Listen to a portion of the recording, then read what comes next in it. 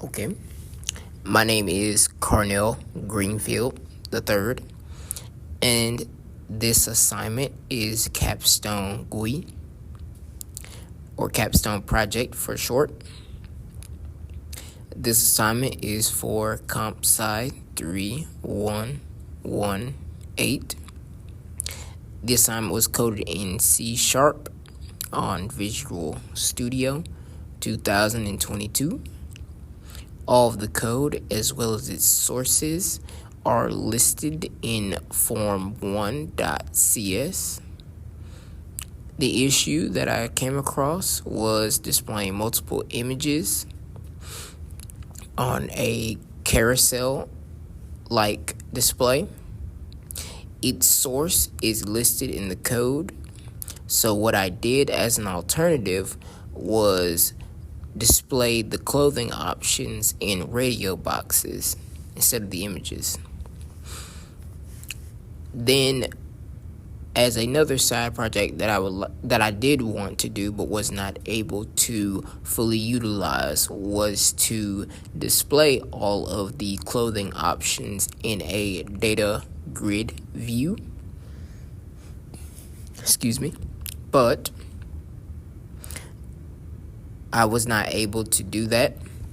So what I did instead, to show my prowess in being able to bind files or use files from what I learned in this class, was I created a combo box and connected it to a text file, as you can see listed in the code when we do get to that part.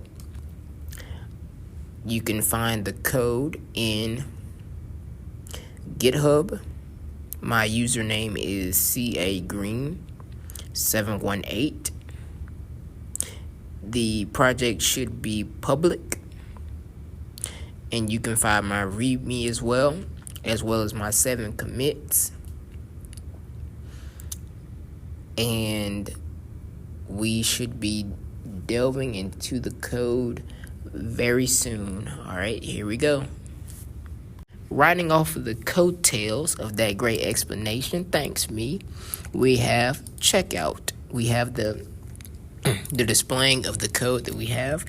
Okay, first we have a checkout label. We learned this in class, as well as a picture box of a shop JPEG that I found from Google Images. We then have a combo box that displays a catalog of the various months in which users could possibly get a assortment of different shirts, pants, and hats. And then below that, we have an assortment of list boxes with an array of combo boxes as well. And the first list box has men's shirts, women's shirts. These options cannot be chosen together, but the user can mix and match options to get exactly what they're looking for. In the next box, we have men's pants, women's pants. And then right across from that, and lastly but not least, we have men's hats and women's hats. So the user can pick men's shirt, men's shirt, men's pants, and it'll give them an option. Men's shirt, men's pants, or women's pants. It's up to the user.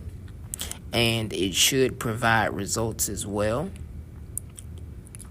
And when the user presses a checkout option, it will display their total below.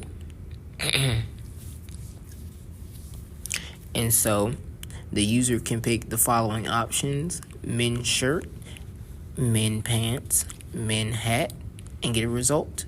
The user can choose men's shirt, women's pants, women's hat, and get a result. The user can also do women's shirt, women's pants, get a result, or all of the above for women, which is the shirt, pants, and hat, and get a result, or the woman shirt, women's hat, and get a result, or women's shirt, men's pants, or women's shirt, men's pants, men's hat. And the user has a wide array of options that they can use to get exactly what they're looking for, and it will be displayed after the checkout.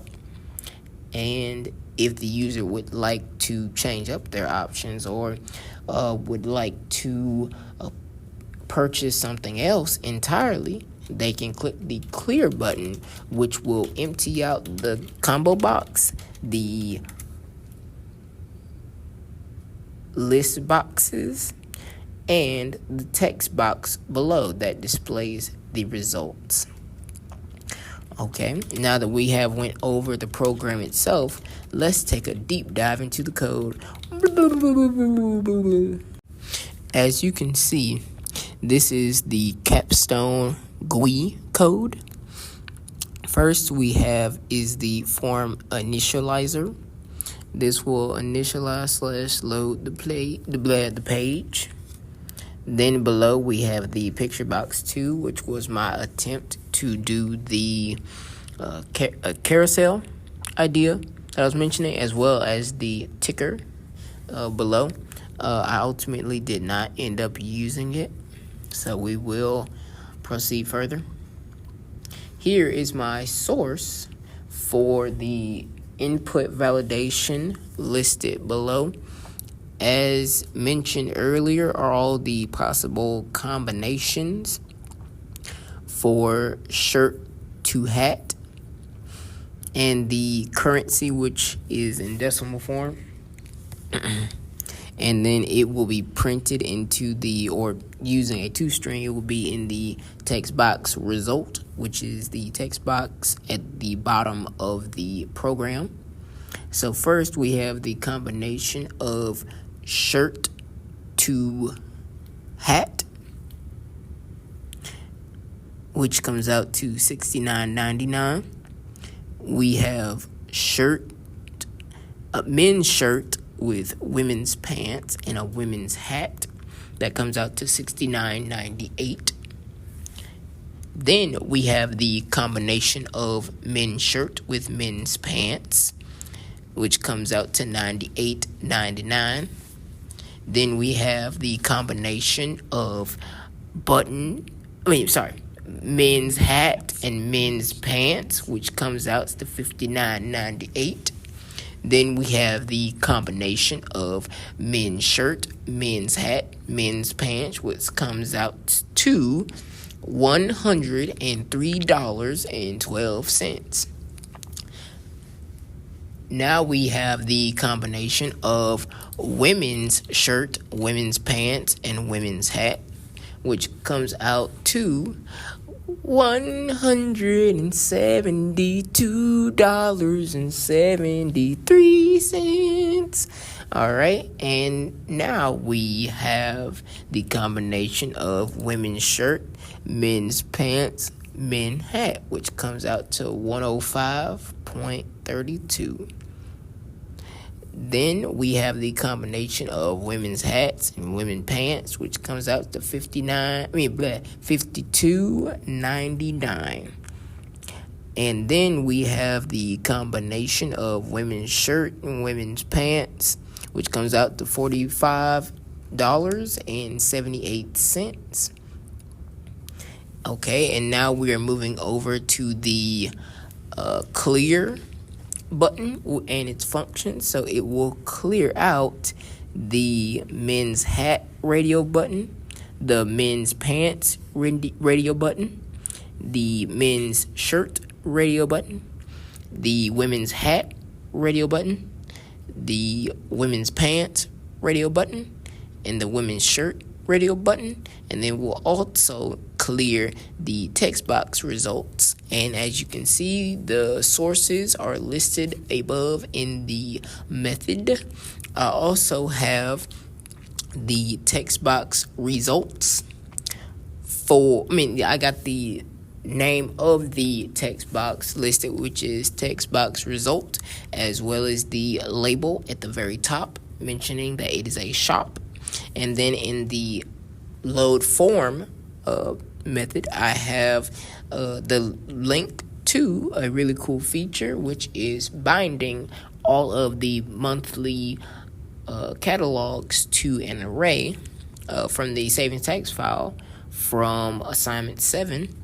It will read the files using string X, then it binds using string Y array to split them up into spaces. And then as you can see, I listed each month, and since the currency is listed right after that, we're only using the months for this specific project for the capstone. So I would go off of every other month as listed, and then in the combo box it is a for each loop for each month. And that is everything that I have. You all have a great day, and this is the code that I've provided, and signing off.